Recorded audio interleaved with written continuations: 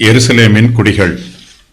எங்கள் சிறையிருப்பின் 12ஆம் வருஷம் 10ஆம் மாதம் 5ஆம் தேதியிலே எருசலேமிலிருந்து தப்பின ஒருவன் என்னிடத்தில் வந்து, நகரம் அழிக்கப்பட்டது என்றான். தப்பினவன் வருகிறதற்கு முந்தின சாயங்காலத்திலே கர்த்தருடைய கை என்மேல் அமர்ந்து, அவன் காலையில் என்னிடத்தில் வருமட்டும் என் வாயை திறந்திருக்க பண்ணிற்று. என் வாய் திறக்கப்பட்டது. பின்பு நான் மௌனமாயிருக்கவில்லை. அப்பொழுது கர்த்தருடைய வார்த்தை எனக்கு உண்டாகி, அவர், மனுபுத்திரனே, இஸ்ரவேல் தேசத்தின் பாழான இடங்களில் உள்ள குடிகள் ஆபிரகாம் ஒருவனாயிருந்து தேசத்தை சுதந்தரித்துக் கொண்டான். நாங்கள் அநேகராயிருக்கிறோம், எங்களுக்கு இந்த தேசம் சுதந்திரமாக கொடுக்கப்பட்டது என்று சொல்லுகிறார்கள். ஆகையால் நீ அவர்களை நோக்கி, நீங்கள் இரத்தத்தோடே கூடியதை தின்று உங்கள் நரகலான விக்கிரகங்களுக்கு நேராக உங்கள் கண்களை ஏறெடுத்து இரத்தத்தை சிந்தியிருக்கிறீர்கள். நீங்கள் தேசத்தை சுதந்தரித்துக் கொள்வீர்களோ? நீங்கள் உங்கள் பட்டயத்தை நம்பிக்கொண்டு அருவருப்பானதை செய்து உங்களில் அவனவன் தன் தன் அயலான் மனைவியை தீட்டுப்படுத்துகிறீர்கள். நீங்கள் தேசத்தை சுதந்தரித்துக் கொள்வீர்களோ என்று கர்த்தராகிய ஆண்டவர் உரைக்கிறார் என்று சொல்லு. நீ அவர்களை நோக்கி, பாழான இடங்களில் இருக்கிறவர்கள் பட்டயத்தால் விழுவார்கள். வெளிகளில் இருக்கிறவனை மிருகங்களுக்கு இரையாக ஒப்புக் கொடுப்பேன். கோட்டைகளிலும் கிபிகளிலும் இருக்கிறவர்கள் கொள்ளை நோயால் சாவார்கள். நான் தேசத்தை பாழும் அவாந்தரமும் ஆக்குவேன். அப்பொழுது அதனுடைய பலத்தின் பெருமை ஒளிந்து போகும். அப்பொழுது இஸ்ரவேலின் மலைகள் கடந்து போவார் இல்லாமல் அவாந்தரமாய் கிடக்கும். அவர்கள் செய்த அவர்களுடைய எல்லா அருவருப்புகளின் நிமித்தமும் நான் தேசத்தை பாழும் அவாந்தரமும் ஆக்கும்போது நான் கர்த்தர் என்று அறிந்து கொள்வார்கள். இதை என் ஜீவனைக் கொண்டு சொல்லுகிறேன் என்று கர்த்தராகிய ஆண்டவர் உரைக்கிறார் என்று சொல்லு. கல்தையர்கள் எருசலேம் நகரத்தை அக்கினியினால் எரித்து போடுகிறார்கள். எசேக்கியேல் பாபிலோன் தேசத்து சிறையிருப்பில் இருக்கிறார். அவருடைய சிறையிருப்பின் 12ஆம் வருஷம் 10ஆம் மாதம் 5ஆம் தேதியிலே எருசலேமில் இருந்து தப்பின ஒருவன் எசேக்கியேலினிடத்தில் வந்து, நகரம் அழிக்கப்பட்டது என்று சொல்லுகிறான். 5ஆம் மாதம் 10ஆம் தேதியிலே பாபிலோன் ராஜாவுக்கு முன்பாக நிற்கிறவனாகிய காவற் சேனாதிபதியான நேபுசரதான் எருசலேமுக்கு வந்தான். அது நேபுகாத் நேச்சார் என்னும் ராஜா பாபிலோனை அரசாளுகிற 19ஆம் வருஷமாயிருந்தது. அவன் கர்த்தருடைய ஆலயத்தையும் ராஜாவின் அரமனையையும் எருசலேமில் உள்ள எல்லா வீடுகளையும் ஒவ்வொரு பெரிய மனிதனுடைய வீட்டையும் அக்கினியினால் சுட்டெரித்து போட்டான். எரேமியா 52:12-13. எசேக்கியேலுக்கு இந்த செய்தியை சொன்னவன் எருசலேம் அழிந்து போனதை தன்னுடைய கண்களால் பார்த்தவன். எருசலேம் நகரம் அழிந்தது. 1 வருஷமும் 5 மாதங்களும் சென்ற பின்பு எசேக்கியேலுக்கு இந்த செய்தி அறிவிக்கப்படுகிறது. எருசலேம் நகரத்தில் இருந்து தப்பி ஓடி வந்த ஒருவன் எசேக்கியேலிடம் இந்த சோக செய்தியை சொல்லுகிறான். இந்த சம்பவத்திலும் கர்த்தருடைய சித்தம் இருக்கிறது. கர்த்தர் தம்முடைய வார்த்தைகளை சிறையிருப்பில் இருக்கிற யூதர்களுக்கு சொல்ல எசேக்கியேலை ஆயத்தம் பண்ணுகிறார். தப்பினவன் வருகிறதற்கு முந்தின சாயங்காலத்திலே கர்த்தருடைய கை எசேக்கியேலின் மேல் அமர்ந்தது. அவன் காலையில் எசேக்கியேலினிடத்தில் வருமட்டும் எசேக்கியேலின் வாயை திறந்திருக்க பண்ணிற்று. எசேக்கியேலின் வாய் திறக்கப்பட்டது. பின்பு எசேக்கியேல் மௌனமாய் இருக்கவில்லை. இஸ்ரவேல் வீட்டார் மத்தியிலே கர்த்தருடைய வார்த்தையை சொல்லுவதற்கு எசேக்கியேலின் வாய் திறக்கப்பட்டிருக்கிறது. எசேக்கியேல் தைரியமாகவும் விடுதலையோடும் கர்த்தருடைய வார்த்தைகளை தீர்க்க தரிசனமாய் அறிவிக்கிறார். கர்த்தருடைய கை எசேக்கியேலின் மேல் அமர்ந்ததினால் எசேக்கியேலின் ஊழியம் புதுப்பிக்கப்படுகிறது. கர்த்தர் எசேக்கியேலுக்கு புதிய கட்டளைகளை கொடுக்கிறார். கர்த்தர் எசேக்கியேலின் வாயை திறந்து அவரை பலப்படுத்துகிறார். கர்த்தர் எசேக்கியேலின் வாயில் தம்முடைய வார்த்தைகளை போடுகிறார். எசேக்கியேல் எதை பேச வேண்டுமோ அதை பேசுவதற்கு கர்த்தர் கிருபை கொடுக்கிறார். இஸ்ரவேல் தேசத்திலே பட்டயத்திற்கு தப்பின மீதியான யூதர்கள் இருக்கிறார்கள். அவர்கள் பாழாய்ப்போன தங்கள் தேசத்தில் குடியிருக்கிறார்கள். இஸ்ரவேல் தேசத்தில் தங்கியிருக்கிற யூதர்களுக்கு கர்த்தருடைய வார்த்தை எசேக்கியேல் மூலமாய் உண்டாயிற்று. யூதா தேசத்திலே மீதமாய் இருக்கிறவர்கள் கல்தையருடைய பட்டயத்திற்கு தப்பினவர்கள். அவர்கள் பாபிலோன் தேசத்து சிறையிருப்புக்கும் போகாமல் தப்பித்துக் கொண்டவர்கள். யூதர்களில் மீதியான இவர்கள் தங்கள் தேசத்திலேயே தங்கியிருக்கிறார்கள். தங்கள் தேசத்தில் பயிரிட வேண்டும் என்றும் தேசத்தின் நன்மைகளை அனுபவிக்க வேண்டும் என்றும் அவர்கள் விரும்புகிறார்கள். கர்த்தரோ இஸ்ரவேல் வம்சத்தாரை தாழ்த்துகிறார். கர்த்தருடைய பராமரிப்பு அவர்களுக்கு ஆசீர்வாதமாக இல்லை. அவர்களுடைய தேசத்திலேயே அவர்களுக்கு போதுமான அளவு பாதுகாப்பு இல்லை. அவர்கள் இன்னும் பயத்தோடும் நடுக்கத்தோடும் இருக்கிறார்கள். ஆனாலும் அவர்களுடைய மனமேட்டிமையும் இருதயத்தின் பெருமையும் இன்னும் குறையவில்லை. கர்த்தர் அவர்களை தாழ்த்துகிறார். அவர்களோ தங்களை தாழ்த்தாமல் தங்களை குறித்து உயர்வாய் நினைக்கிறார்கள். யூதாவின் மனுஷரும் எருசலேமின் குடிகளும் இஸ்ரவேல் தேசத்தின் பாழான இடங்களில் உள்ள குடிகள். ஆனால் இவர்களோ தங்களை செழிப்பான இடங்களில் தங்கியிருப்பதாக நினைத்துக் கொள்கிறார்கள். எங்களுக்கு இந்த தேசம் சுதந்திரமாக கொடுக்கப்பட்டது என்று சொல்லுகிறார்கள். யூதா தேசத்தாரில் அநேகர் பாபிலோன் தேசத்து சிறையிருப்புக்கு போய்விட்டார்கள். இவர்கள் மாத்திரமே யூதா தேசத்தில் மீதமாயிருக்கிறவர்கள். ஆகையினால் தேசம் முழுவதும் தங்களுக்கு மாத்திரமே சொந்தம் என்று சொல்லுகிறார்கள். இவர்கள் தேசத்தை தங்களுக்கு பூரணமாய் சொந்தம் கொண்டாடுகிறார்கள். பூர்வத்திலே ஆபிரகாம் ஒருவராய் இருந்தார்.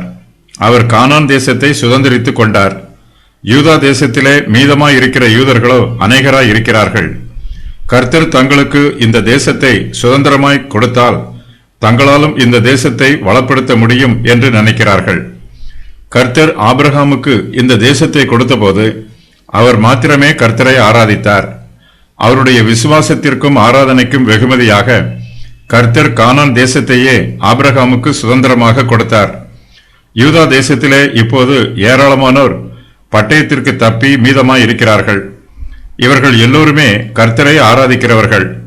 தங்களுடைய பயபக்திக்கு கர்த்தர் மிகப்பெரிய வெகுமதிகளை கொடுக்க வேண்டும் என்று இஸ்ரவேல் தேசத்தின் பாழான இடங்களில் குடியிருக்கிற யூதர்கள் எதிர்பார்க்கிறார். கர்த்தருடைய கிரியைகளும் அவருடைய தெய்வீக பராமரிப்புகளும் இஸ்ரவேல் வம்சத்தாரை தாழ்த்தவும் இல்லை, அவர்களை திருத்தவும் இல்லை, அவர்களை பயமுறுத்தவும் இல்லை. யூதர்களை தாழ்த்த வேண்டும் என்பதும் அவர்களை பயமுறுத்த வேண்டும் என்பதும் கர்த்தருடைய சித்தம். ஆனால் கர்த்தருடைய சித்தம் நிறைவேறவில்லை. யூதர்கள் இன்னும் தங்களை தாழ்த்தாமல் மனமேட்டிமையில் இருக்கிறார்கள். அவர்களிடத்தில் கர்த்தருக்கு பயப்படும் பயமில்லை. யூதாவின் மனுஷரும் எருசலேமின் குடிகளும் கர்த்தருக்கு விரோதமாக பாவம் செய்தார்கள். இதனால் தேவனுடைய கோபமும் ஆக்கினை தீர்ப்பும் அவர்கள் மீது வந்தது. கர்த்தர் யூதா தேசத்தையும் எருசலேமின் குடிகளையும் அழித்து போட்டார். ஆனாலும் அவர்கள் தங்கள் பாவங்களுக்கு இன்னும் மனம் திரும்பவில்லை.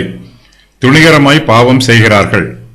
அவர்கள் இரத்தத்தோட கூடியதை தின்கிறார்கள். தங்கள் நரகலான விக்கிரகங்களுக்கு நேராக தங்கள் கண்களை ஏறெடுக்கிறார்கள். குற்றமற்றவர்களின் இரத்தத்தை சிந்துகிறார்கள். இஸ்ரவேல் தேசத்தின் பாழான இடங்களில் உள்ள யூதர்கள் தேசத்தை சுதந்திரித்துக் கொள்ள மாட்டார்கள் என்று கர்த்தர் சொல்லுகிறார். யூதர்கள் தங்கள் துன்மார்க்கத்திலும் பாவத்திலும் தொடர்ந்து ஜீவிப்பதினால் அவர்கள் கானான் தேசத்தை சுதந்திரித்துக் கொள்வதற்கு தகுதியற்றவர்களாய் போனார்கள். ஆதாமும் ஏவாளும் ஏதேன் தோட்டத்திலே தடை பண்ணப்பட்ட விருட்சத்தின் கனியை குறித்து அக்கறை இல்லாதவர்களாய் இருந்தார்கள். எருசலேமில் உள்ள யூதர்களோ தடை பண்ணப்பட்ட போஜனத்தை குறித்து அக்கறை இல்லாதவர்களாய் இருக்கிறார்கள். யூதர்கள் இரத்தத்தோட கூடியதை புசிக்கிறார்கள். மாம்சத்தை அதன் உயிராகிய இரத்தத்தோட புசிக்க வேண்டாம். ஆதியாகமம் 9:4. விக்கிரக ஆராதனை கர்த்தருக்கு விரோதமான பாவம். விக்கிரகங்களை ஆராதிப்பது எப்போதுமே பாவமாகவே கருதப்படும். விக்கிரகங்கள் யூதாவின் மனுஷரையும் எருசலேமின் குடிகளையும் எளிதாக வஞ்சித்து விடுகிறது. கர்த்தர் இஸ்ரவேல் வம்சத்தாரை தம்முடைய நீதியான நியாய தீர்ப்பினால் தண்டித்தார். ஆனால் அவர்களோ தண்டனைகளை அனுபவித்தும் இன்னும் மனம் திரும்பாமல் இருக்கிறார்கள். எப்போதும் போலவே இப்போதும் அவர்கள் குற்றமற்றவர்களின் இரத்தத்தை சிந்துகிறார்கள். யூதர்கள் தங்கள் பட்டயத்தை நம்புகிறார்கள், தங்கள் சுய பலத்தை நம்புகிறார்கள். தங்களுடைய பட்டயத்தின் வல்லமையினால் தங்களால் எதையும் சாதிக்க முடியும் என்று நினைக்கிறார்கள்.